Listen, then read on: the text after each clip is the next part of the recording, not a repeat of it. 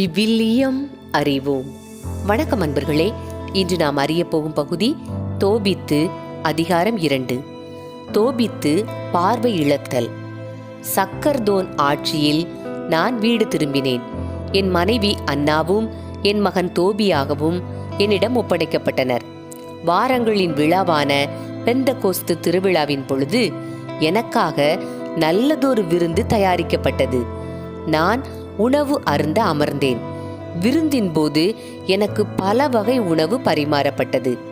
அப்பொழுது என் மகன் தோபியாவிடம், பிள்ளாய், நீ போய் நினிவேக்கு நாடு கடத்தப்பட்ட நம் உறவின் முறையாருள் கடவுளை முழு மனத்தோடு தேடும் ஏழை எவரையேனும் கண்டால் அவரை அழைத்து வா.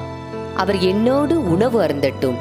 நீ திரும்பி வரும் வரை நான் உனக்காக காத்திருப்பேன் மகனே என்று கூறினேன். தோபியா எங்கள் உறவின் முறையாருள் ஏழை ஒருவரை தேடிச் சென்றான். அவன் திரும்பி வந்து அப்பா என்று அழைத்தான். நான் என்ன மகனே என்றேன். அவன் மறுமொழியாக, அப்பா, நம் இனத்தாருள் ஒருவர் கொலை செய்யப்பட்டுள்ளார். அவரது சடலம் சந்தை வெளியில் எறியப்பட்டு அங்கேயே கிடக்கிறது என்றான். உடனே நான் எழுந்து உணவை தொடாமலே வெளியேறி தெருவில் இருந்து சடலத்தை தூக்கி வந்தேன். கதிரவன் மறைந்த பின் அடக்கம் செய்யலாம் என்று அதை என் ஓர் அறையில் வைத்தேன். வீடு திரும்பியதும் குளித்துவிட்டு துயருடன் உணவு அருந்தினேன். உங்கள் திருநாட்களை துயர நாள்களாகவும் பாடல்களையெல்லாம் புலம்பலாகவும் ஆற்றுவேன் என்று பெத்தேலை குறித்து இறைவாக்கினர் ஆமோஸ் கூறிய சொற்களை நினைத்து அழுதேன். கதிரவன் மறைந்ததும் நான் வெளியே சென்று குழி தோண்டி சடலத்தை புதைத்தேன்.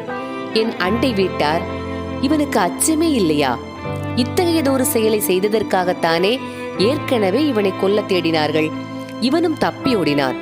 இருப்பினும் இறந்தவர்களை மீண்டும் அடக்கம் செய்கிறானே என்று இழித்துரைத்தனர். அன்று இரவு குளித்துவிட்டு என் வீட்டு முற்றத்தின் சுவர் அருகில் படுத்து உறங்கினேன். வெப்பமாக இருந்ததால் என் முகத்தை மூடவில்லை. என் தலைக்கு மேல் சுவரில் குருவிகள் இருந்தது எனக்கு தெரியாது. அவற்றின் சூடான எச்சம் என் கண்களில் விழுந்தது.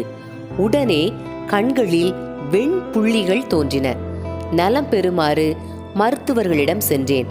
அவர்கள் எவ்வளவோ மருத்துவம் செய்தும் வெண்புள்ளிகளால் என் பார்வை குன்றி வந்தது. இறுதியாக பார்வையை முற்றும் இழந்தேன்.